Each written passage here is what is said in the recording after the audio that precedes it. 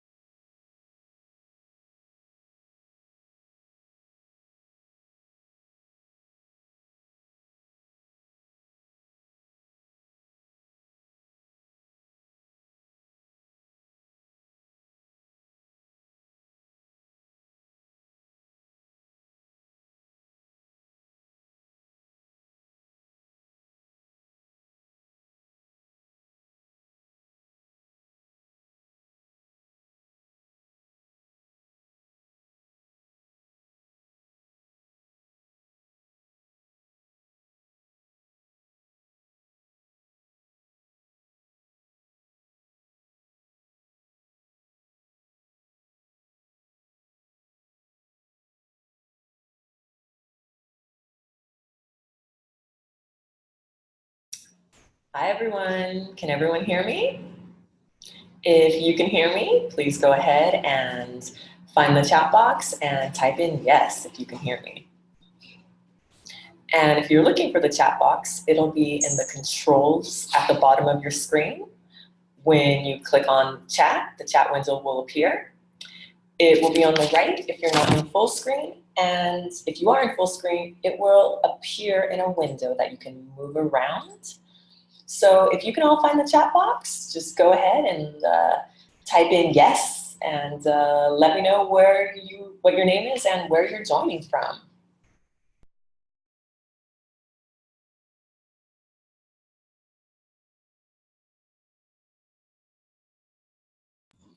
Uh, just to get a reminder out to everybody, this is the OMD webinar, OMD Talks. It's about changing restaurant menus.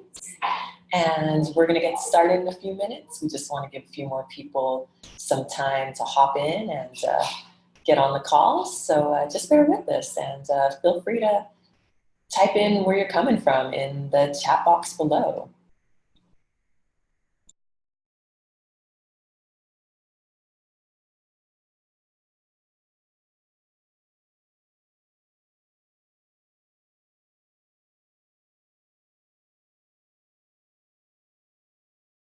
So we've got people from New York coming in, Greensboro, all right, North Carolina, awesome. Burbank, California, okay. Santa Barbara, lovely Santa Barbara. Ooh, England, okay, originally, nice. British Columbia, Canada, very international here. Ohio, this is great, all around the country. Cool. So while we're waiting for a few more people to join us, since OMD is all about food and we love talking about great plant-based food, can some of you kind of tell us? Oh, Chicago, we got Chicago coming in now, the Windy City. So since we're going to be talking about restaurants today and about food, why don't you all type in your favorite restaurant and what type of food they serve? I'd like to get an idea of where you all are eating out and what kind of food you like to eat already. Um, Another person from Santa Barbara. All right, cool. West Virginia, awesome, great. And again, for anybody who's just joining us, we are just waiting for a few more people to join before we get started. And right now, we're all kind of just talking about our favorite restaurants and what our favorite foods are. You know, and I asked this question just because there tend to be some restaurants that, you know, you can always go to and you know you're going to be able to find something fresh and plant-based. And sometimes there are other cuisines that you might go to that present a little bit more challenges. So just things to think about as we get into this webinar. But again, this is all about the food. We love talking about food. We love talking about recipes and our favorite plant-based foods. So feel free to chime in.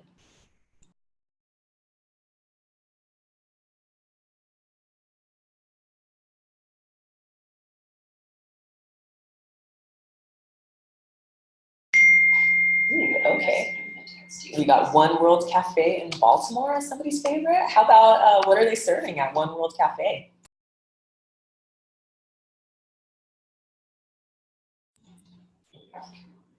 Okay, absolutely vegan in North Carolina. Solely vegan in North Carolina. I also just want to say I have my co-host here who is not pictured in this webinar, Jessica Jewel Lanier, and she's going to be helping me out in the chat box. So if it looks like I'm talking to nobody, there's somebody here next to me. So you'll be chatting with me and Jessica within that chat box.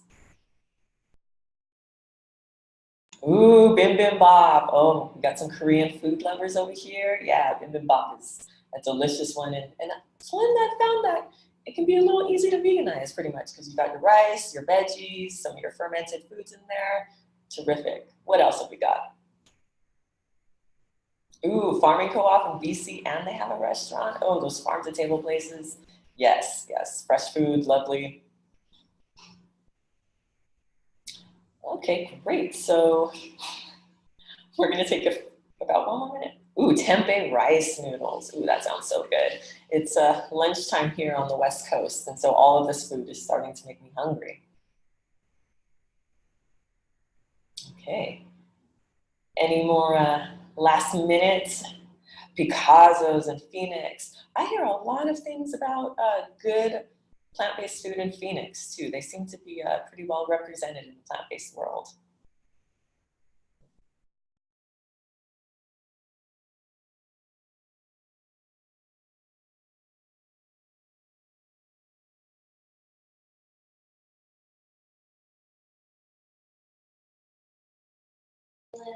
Ooh, Food Forest Organics in New Zealand. Wow, so international here with this group. I love it. We have a restaurant that I can't quite pronounce. My French is not very good, but Le Devier in Baltimore. Okay, wow. I love all the international flavor that's going on today. Chicago Diner. Wow, a great classic and a great city. All right. Great. Thanks, everyone. I appreciate you all sharing your answers with me. It's great to get to know where everybody's coming from and what kind of foods you enjoy. Um, so let's see. We're going to get started. And before we get going, I want to see if everyone has had the chance to download OMD's toolkit. OMD's restaurant toolkit is what we're going to be referencing a lot throughout this webinar. So it helps to have it on hand just so you can kind of see what we're talking about. And I'll be bringing up a lot of great resources that are embedded right in the toolkit to make it even easier to reach out to whatever restaurants or local cafes in your area. And Jessica's going to go ahead and drop those links in the box for you in the chat box in case you haven't had a chance to download it yet. But no worries, we're going to go over it anyways in this webinar. So, all right. So, a reminder that at the end of this webinar, we're going to have a Q&A session. So feel free to take notes, and if there are anything, questions you have about anything from our presenters or from me, or you just want to know where to get good recipes, feel free to ask in the Q&A box and reach out to us. So right before we get started, since we are talking about changing restaurant menus, I have a quick poll for you. I kind of want to get an idea of how much everybody is really eating out and how much everyone likes to go to restaurants. So let's see, can we go ahead and launch that poll? And I'd love for you all to tell me, how often are you eating out? Is it an everyday thing where you're running out to lunch every day? Is it a special occasion type of thing? So let's see. Are we doing this once or twice a week? Or are you never and you just love meal prepping and cooking at home? All right, let's give everyone a second to look at that poll.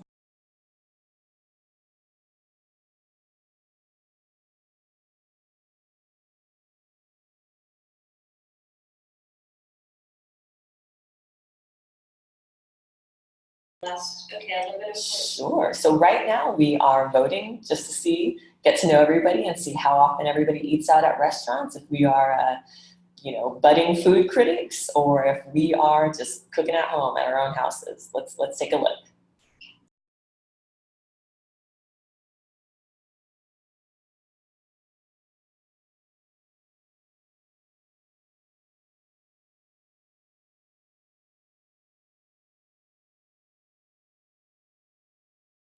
Wow, so we have a lot, 62% for once or twice a week. Yeah, that's okay. And what are the other numbers, Jessica?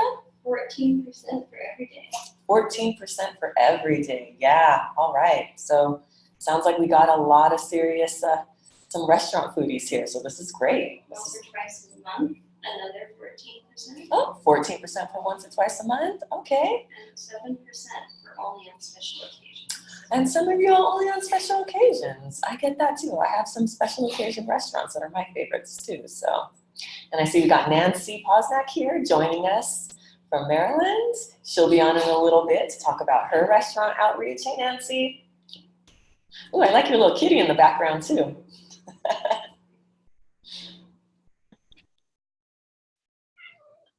Hi, everybody. Hi. Hi. Hi, Nancy. Hi. We got the full. She wants to climb on top of me and lie down on right on top of me, but I can't let her do that right now. She wants to learn about plant-based foods in restaurants. I don't think so. Adorable. I don't think so. So we have the share results from the poll. So it looks like majority of everybody here in the audience eats out once or twice a week. Great. So I'm sure you all have like a lot of your favorite restaurants and maybe some in mind if they're not already serving plant-based food. So let's get into this. So just to remind everybody, I am Renee Salanya and I'm the engagement manager here at OMD. I'm based out of Los Angeles, but I work with individuals just like you all around the country to get them to, really? Can you all hear me now? Testing? Hi. Can you hear me now? How about now? Okay, I'll just have to raise my voice a little bit. So I'm Renee, and I'm the engagement manager here at One Meal a Day for the Planet. Maybe some of you know me from before, from some of our past webinars, but to give a rundown for anybody new, I'm based out of Los Angeles, but I work with individuals all around the country who want to engage with their local institutions, whether it be restaurants or schools or even businesses, try and get healthy, climate-friendly foods onto menus and in cafeterias and in restaurants. So during this webinar or after, please feel free to reach out to me with any questions you might have about what we talk about today or about our toolkits, if you just want to get some recipes or just say hi or learn more about us. Please reach out to me. I'll also be dropping in my email towards the end of this webinar, and we'll also be dropping that into the chat box. You can reach out to me directly with any questions. So today, we will also have joining us Kyle Gahn of the Good Food Institute, who will be telling us about exciting new trends in the plant-based marketplace, and Nancy Posnick, founder of Botany Cuisine, who will share her experience with plant-based dining outreach in the forms of events, marketing, and education in Maryland. So let's get on with the agenda today. We're going to have a quick rundown of the OMD campaign and our restaurant toolkit. Then we'll talk about plant-based trends with Kyle from the Good Food Institute. Then we'll get a little bit into community outreach with Botany Cuisine and Nancy. And then we'll talk about how to get started in your neighborhood. Now that we have all this information, what do we do with it? And after all of this, we'll end with a Q&A with me and our panelists. So you can ask us whatever you'd like to know about your questions about getting more plant-based options on restaurant menus. So let's get started. For anybody who's new to One Meal a Day for the Planet, I just want to give you a little rundown. Thanks again for joining us. And here at One Meal a Day for the Planet, our goal is to support people just like you to change their relationship with food by swapping at least one meal a day with something completely plant-based. So all we're asking is that people swap soy milk for dairy, traditional dairy milk in their cereal, or have a bean burrito instead of having a beef burrito. And it's as simple as just swapping one meal a day for something plant-based. So our mission is to shine a light on the food industry and create a new way of relating to food and eating for our health and our planet. We know that change can happen one meal a day at a time with one person. So we're here to support you, whether it's learning new recipes or having conversations with businesses or schools about food. So again, has everyone had the chance to download our restaurant toolkit? Because we will be using this a lot during the webinar. We created this resource with our partners at the Center for Biological Diversity as a step-by-step guide to creating change and getting more plant-based options in your neighborhood. So we believe your voice has power, and we want to give you the guide to learn how to use it. So let's get back in the chat box. Why are you here today? Why did you want to come to this webinar? Why do you want to get more? What's your motivations?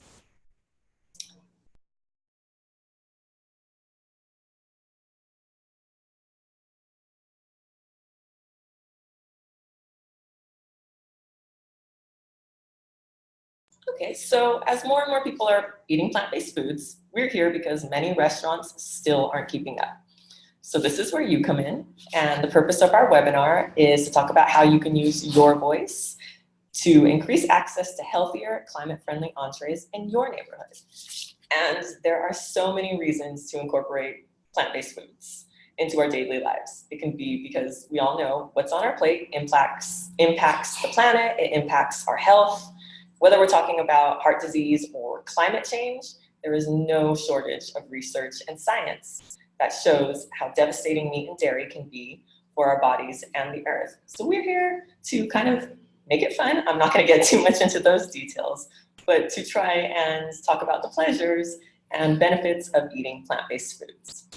If you need more information about any of the environmental or health reasons to switch to one plant-based meal a day, feel free to visit our website, omdfortheplanet.com, and there's lots more information.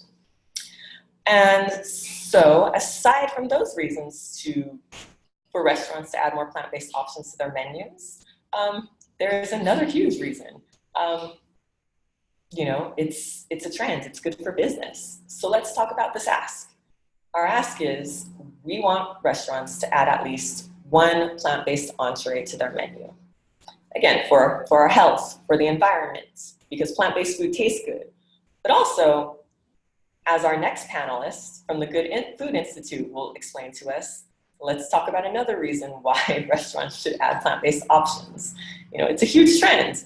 It's great for business. So to talk about the growing demand for plant-based foods, here we are with Kyle Gahn, research analyst for the Good Institute. Hi, everyone. This is Kyle from GFI. Can everyone hear me? Yes.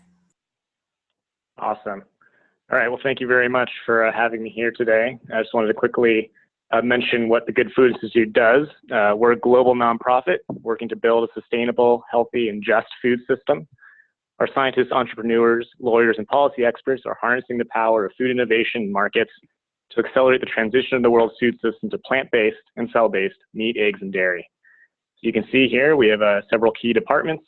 We have offices all over the globe, and we're working with governments, companies, startups, just to try and improve access to plant-based foods all over the world. So if you go to the next slide, please.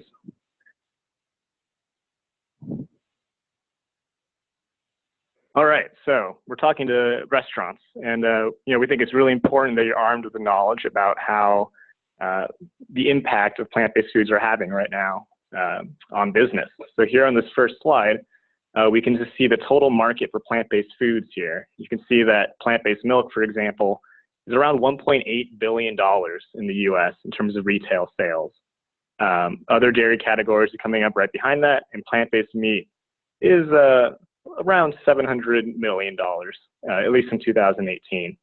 And you can see that all these various categories have really strong growth rates as well. So restaurants that are looking to join in on this trend, you can talk to them about just how well plant-based foods are performing.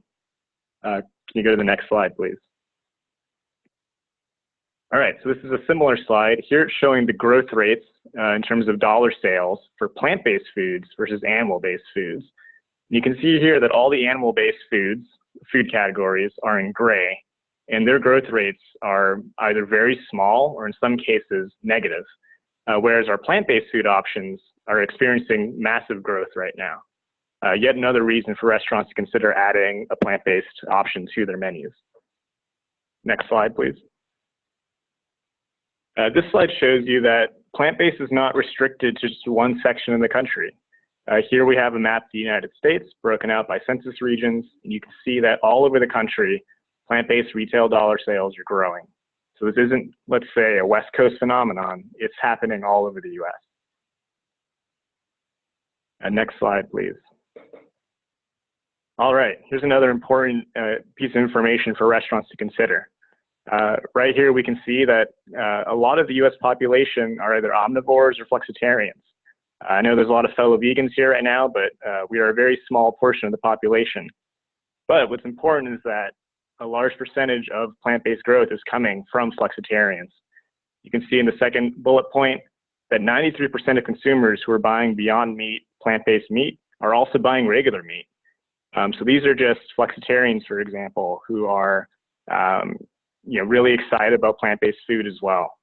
So for restaurants that are concerned about the target demographic for these products being too small, it's important to remind them that in fact everyone's eating plant-based food because it's delicious and it's really healthy. Next slide, please. So we have some actual sales data from various sources on US restaurants and plant-based meat. So you can see from the various bullet points that generally sales and shipments of plant-based meat have been increasing over the past several years. Perhaps most impressively, the very last bullet point points out how plant-based meat sales grew almost 300% over the course of 2018. That is massive, massive growth, and something that all restaurants should try and be aware of. Next slide, please. To give you a more concrete example, we have here a graph of the number of restaurant locations with plant-based meat options over the past 3 years. So we can see here, starting off with BurgerFi on the very far left, they added 100 locations with the Beyond Burger. And over the course of this graph, as we move forward for 2019, you can see all the various types of restaurant chains that have started adding Impossible or Beyond products to their menus. And these are very, very large chains. We see Burger King, for example, Carl's Jr., White Castle. This isn't a trend that's contained just to small restaurants. This is a trend that really big companies are aware of and want to hop on. And we can see by the end of 2019, we're expecting almost 12,500 locations to have plant-based meat products on their menus. Next slide, please. So in this slide, we wanted to focus specifically on Burger King's recent launch of the Impossible Whopper. We think this is a really good example of how successful a particular product launch was for one restaurant chain. So we can see from the first bullet point that Burger King's April test of the Impossible Whopper generated a 28% increase in sales, compared with only 2% sales increase for McDonald's in the same market. So we have Burger King, which decided to launch a plant-based meat product, and we have McDonald's, which didn't. And we can see that consumers were very excited about Burger King's new plant-based products and went to Burger King far more frequently than they went to McDonald's. We can also see that the Burger King locations in St. Louis outperformed in terms of foot traffic, and averaged by 18.5%. Whereas foot traffic in Burger King stores outside of St. Louis actually fell by 1.75%. And finally, on the last bullet point, we once again hit the same idea that plant-based foods are not just limited to vegans and vegetarians. We can see that 90% of people buying plant-based meat, according to Burger King's research, are meat eaters who are looking for healthier options. I know OMD already talked about the health benefits of plant-based foods, and we can see here that it's translating to flexitarians and omnivores as well. Next slide, please. Finally, we just wanted to talk about the success of plant-based companies on the market as well. So we can see here that investors are very excited about plant-based meat. In May 2019 alone, Impossible Foods raised $300 million in Series E funding. Beyond Meat raised $241 million through its IPO, which is also the largest IPO in over a decade. This is a lot of money being invested into plant-based food companies. So we can see that consumers, businesses, and investors are very excited about plant-based foods. Next slide. And finally, we just wanted to talk about the Good Food Institute's Good Food Scorecard. This is how GFI ranks restaurants based on the plant-based entree options they're able to provide. It's a resource that's online if you search the Good Food Scorecard. And hopefully it can serve as a way for you to help identify restaurants that have these options, and also restaurants that don't have these options. So we can know that we need to reach out to these companies and ask them and let them know about the benefits of adding plant-based foods to their menus. So you can see here that 55 out of the top 100 US restaurants have at least one plant-based entree. So there's a lot more restaurants that we need to focus on. Additionally, for the 55 that already have an entree, we would love for them to add more to give people more options and help them realize just how good plant-based foods are. And I believe that's the final slide, so thank you very much. Great, thank you so much, Kyle. So as you can see, I mean, long gone are the days when there was just kind of, we were all making veggie burgers in the kitchen and eating homemade black bean burgers. This is huge, huge business. And let's see if anybody has any questions for Kyle about the specific, the market aspect of all of this and the success of plant-based burgers in big restaurants.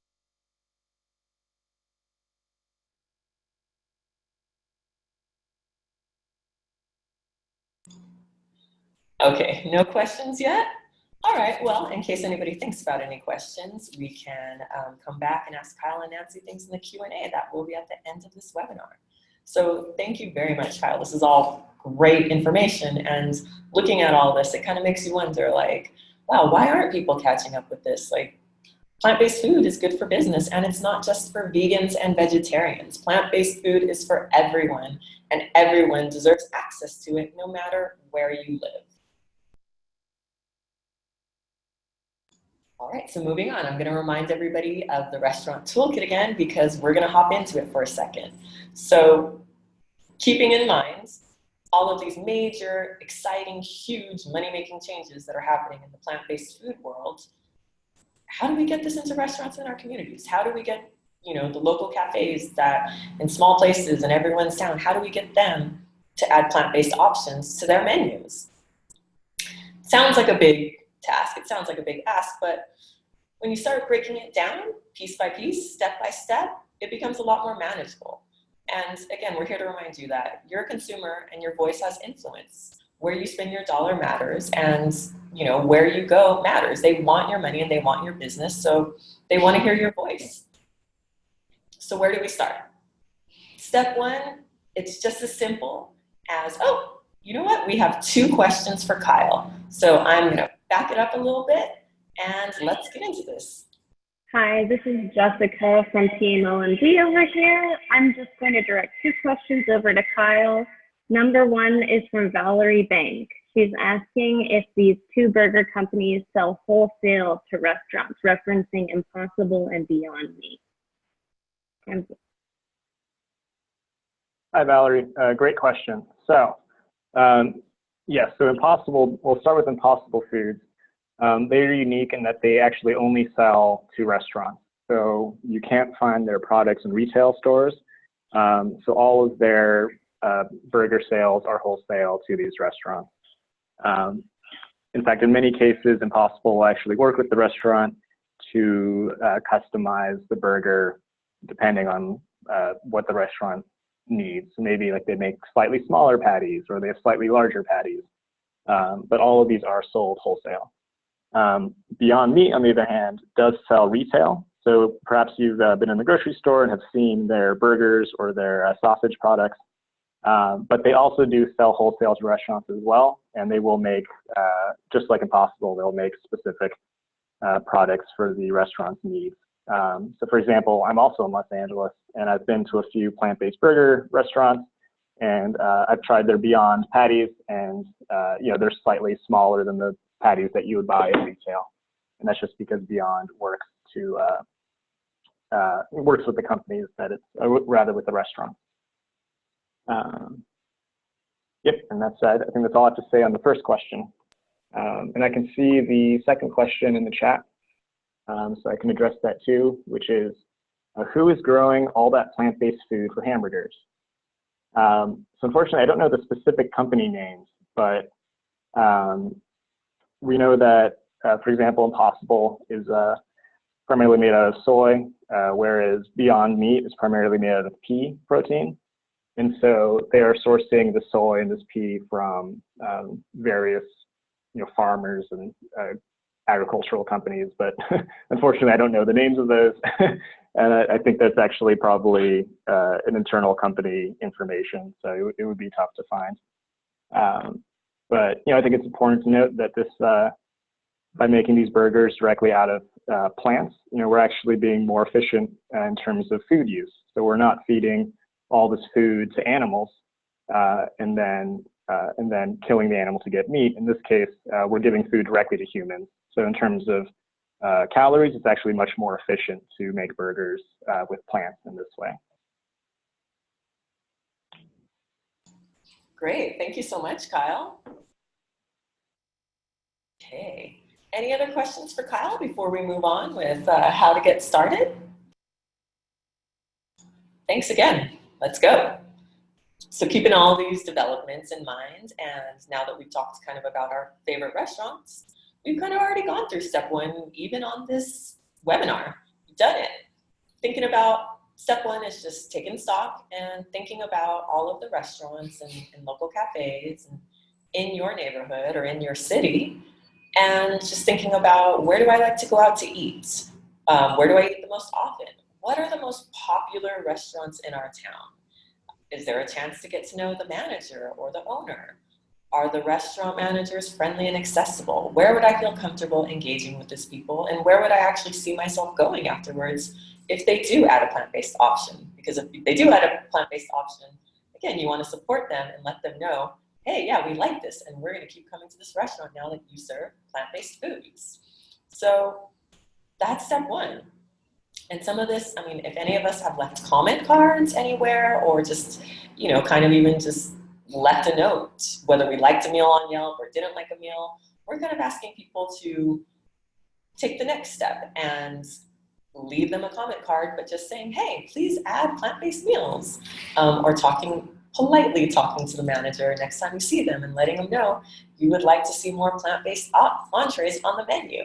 So it's really, you know, it doesn't have to be a chore. It doesn't have to be this boring, heavy, uphill task. It's thinking about where do you like to eat out and where do you think more people should be able to access plant-based entrees. Again, we're not just talking about hummus and chips. We want an actual entree, whether it be a burger, a pasta, a great entree salad. We want a real hearty plant-based meal and not just some veggies on the side.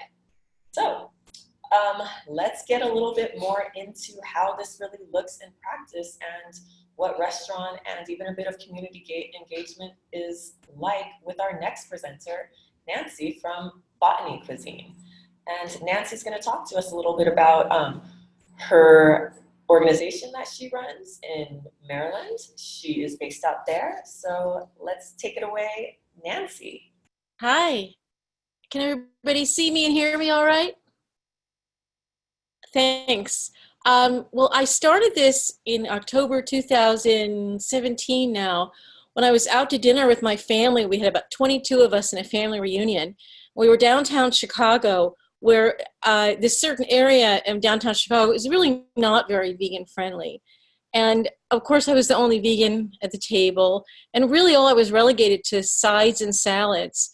And because I was with such a large group of people, and I guess they were my family, I realized that even though people sometimes are interested in hearing this message about going vegan and eating plant-based, that it would be unreasonable to expect them to come into this restaurant and just order salads and sides. And then to find a place that, you know, could serve like that, it's you know, it's coming, but we're really far from it. So I realized that we really needed to focus a strong campaign on getting plant-based, vegan-friendly foods in restaurants, because it's a barrier to change. Because people want to change, but if it's not accessible, if it's not affordable, and if it's not going to taste good, it's not going to work. So those were really the motivations. I have a background as a health educator. I have a master's in health science. So I've studied some things about behavior change, and it's not necessarily quite as simple sometimes as saying, oh, it tastes good, and you know, it's ethical. We don't want to be cruel to the animals, and there's the environment, all these reasons. If people can't access it easily, it's going to be a big barrier. So that was really what started me on doing that. And then I started going to some restaurants doing cold calls with food samples. And it was expensive, but it worked pretty well in terms of getting my foot in the door and getting to speak with the owners, because a lot of them spent like close to a half an hour with me. I brought a binder and I had all this information. I have statistics from the food industry. And the thing I did too, it's on my website. I don't know if you can go there, but if you go to my website, botaniccuisine.com, to scroll down the page a little bit, I made these food posters because you really want people to look at the food and just go, oh my God, that looks so good. Because enjoyment is probably about, 90% of eating. Then there's nutrition and there's other influences, but food is a big source of pleasure, and it's got to look good and taste good. So I really want to entice people with delicious looking food, because it wasn't until after I went vegan almost 5 years ago that I saw, my God, this opened up a whole new world of food to me that I didn't know even existed. And as I looked through menus, and I've looked through a lot of menus and seeing dishes, really plant foods are where all the color and variety and flavor come in. Because if you look at a piece of meat, it's a piece of, basically, hope nobody's offended, but it's a piece of dead flesh that has to be pumped up with gases and colors to still look good. And you don't really have to do that with plant foods, So I came to the conclusion, a lot of restaurant owners are really stubborn. They're not necessarily in touch with the food industry. So presenting them these facts, some of those graphs and things like that, I think would be really great tools in a toolkit. Just maybe have a couple of them, because the restaurants want to know, can I sell it? Will I sell it? And then I do present some things about the environment too, and try to engender being a leader, that your customers trust you, and they trust that you'll do what's in their best interest. So there are some restaurants that have started adding more plant-based foods, and they'll actually make those statements to the public. That. And then I realized that it's really the consumer, it's consumer driven, that it's the customers that have to tell the restaurants that they want this, which is what I love about the OMD program, because you're giving tools to people that they can go into restaurants and say, not only do I want it, but a lot of people want this. And here's some statistics about how much people's businesses have increased when they added these options. One of the barriers that I hear is people have some vegan food, and I want to ask them, well, how about some, vegan chicken or vegan cheese? And they say that they don't really have room in their kitchen for it.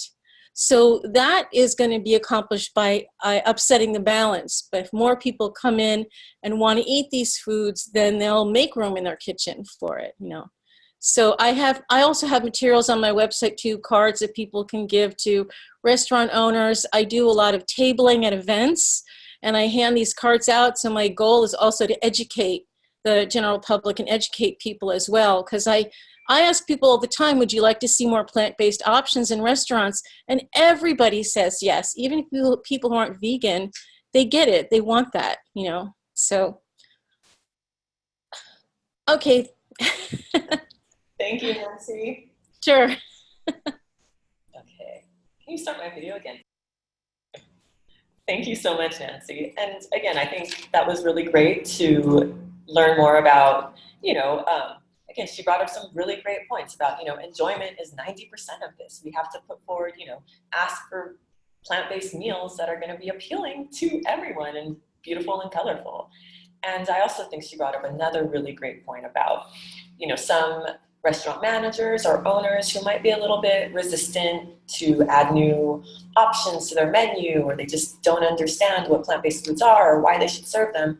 And Nancy brought up a great point about why it's so important to arm yourself with information, another step in our toolkit. But this is why we are here. There is a ton of information inside the OMD restaurant toolkit. We have restaurant comment cards, a letter template. We have all of the information about the health benefits of plant-based eating, the environmental benefits, why it's good for business. You can get on gfi.org, their website, where they talk about all of the reasons why, the new developments in the plant-based marketplace and all of the money that's being thrown into it now. Or you can go to Botanic Cuisine's site and look at Nancy's site and really look at how she's been diving into the marketing and creating these fun, plant-based events where she gets people to, as she mentioned earlier, taste the plant-based foods, so people can see that, we're just not eating sad boiled celery or anything, that these are beautiful, colorful, nutritious foods that are for everyone, vegan, vegetarian, omnivore, no matter who you are, plant-based foods are for everyone. We have a question. This is Jessica from OMD again. From Zakia Kaler. She's saying, thanks for sharing, Nancy. Have you found that community demand or profit potential are the most compelling reasons for restaurant owners to add a plant-based option? Yes, unless the restaurant owner themselves has had a change of mind and a change of heart and want to change their menu because of that, and that's happened. There's a restaurant called the High Note Cafe. I think it's in Idaho or Iowa, and the owner decided to go to an entirely plant-based vegan menu after she saw Dominion. And then she's done a lot of research on her own, and she said her business has been great. She said it didn't negatively impact her business at all. So sometimes it's the owner that does it, but I do think it's the consumer demand, and that the restaurants need to know they're going to make a profit. But they also, a lot of these chefs are not trained to make plant-based foods. And sometimes I've seen the plant-based options, I'll eat it, they're okay, but I don't think they're enough to really convince people who are not vegan or people who are, want to eat meat to eat this instead. So I think that's where a lot of the growth comes in. And I think that's happening. I was just at the Plant-Based Expo in New York City, and I noticed that there were tons of vendors, and a lot of the focus were the plant-based meat substitutes, the plant-based burgers that were just like meat, veggie patties and plant-based cheeses. And I think those work well in restaurants because they're restaurant friendly, whereas a lot of fresh vegetables and fruits, they're going to go bad. So I think that's another reason why those kind of foods are really being pushed and proliferated into the market. But I think chefs need to be retrained as well. So I think that would be a great addition to a campaign to have some training programs and some ideas, and maybe even some menu ideas that we can give these restaurants, because it all works together. But to answer your question, yeah, they have to know they're going to make a profit, obviously, and that it's really the consumer demand that leads that. Thank you, Nancy. And just to jump off one thing that you were saying, OMD's toolkit there is a link in there that goes to some ideas for restaurant owners to make easy swaps for plant-based foods too. I wish we could get more into chef training. That would be a dream, but we do have the resource in our toolkit that does talk about, hey, here's some swaps with some foods that you might already have in your kitchen and how you can make plant-based entrees off of items that you already have, because a lot of restaurants have vegetables and grains. So thank you. Do we have any other questions before we start wrapping things up for Kyle and Nancy? We got some great experts here who can give you any of their information. And if you're a little shy, it's okay if you don't have questions. We can, you can answer them. We can answer them later, or you can ask us questions on our Facebook group, The Green Team, on the One Meal a Day for the Planet Facebook. Look for us online, tweet at us. My colleague will drop in some of our social media channels in a little bit as well. But let's get moving on to the wrap up, unless anybody has anything else for Kyle and Nancy. So what have we learned? I think there was an earlier question that got asked that I want to make sure to address, which was from Hari. It was about are customers more inclined to eat meat type burgers or other veggie burger options? I think this is a great question. Unfortunately, I don't have specific data accessible right now to talk about preferences, but I think a good indicator is just to see what types of plant-based meat options are really popular right now and are really driving growth. And those are mainly plant-based options that mimic meat. And my thought behind this is that, as we've already seen from the data, a lot of this growth is being driven by flexitarians or omnivores. And it seems likely that those folks would prefer something that more closely matches the meat that they're used to eating. So to directly answer your question, it seems like customers are preferencing the meat mimic type products. But like I said, unfortunately, I don't have hard quantitative data to provide you on that. Thank you, Kyle. That's a great piece of data and something definitely to keep in mind, that people are going to be looking for, meat alternative or the plant-based meat versions of the foods that we have come to love, like burgers and maybe sausages and things like that. So thank you, Kyle.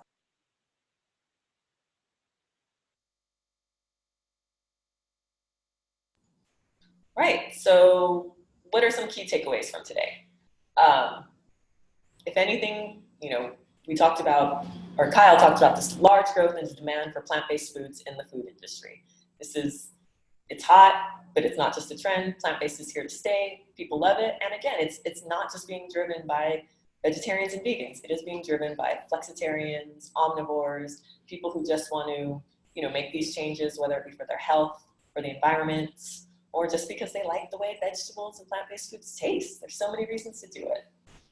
Second is that, to get started, you can break these things down step by step, and we have each step available for you in our OMD restaurant toolkit that has, information, comment cards, sample letters that you can give to your local restaurant managers or owners.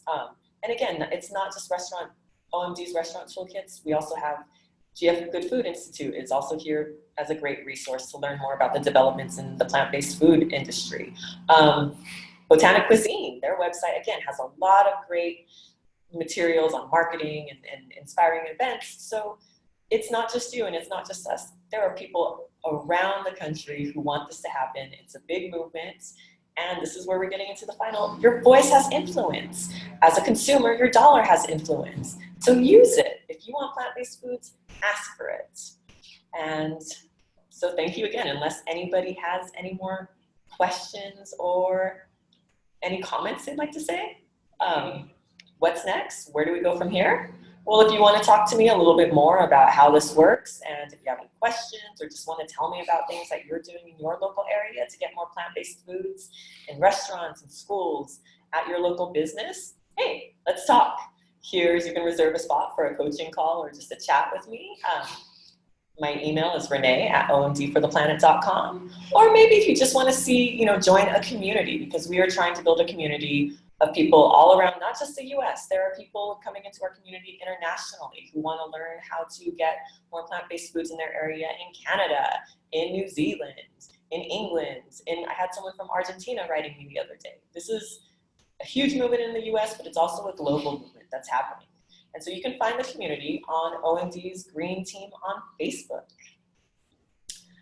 So thank you again, everybody, for joining our webinar. Thank you so much to our guests, Kyle Gahn from the Good Food Institute and Nancy Posner from Botanic Cuisine. If you have any questions about anything or just need some extra links or need a toolkit or want to learn more about Nancy or Kyle's work, reach out to me and let's get connected. All right, everyone. Well, thank you so much for joining our webinar today. And we look forward to seeing you at the next one. And don't feel free to reach out and say hi. Bye, everyone. Thank you.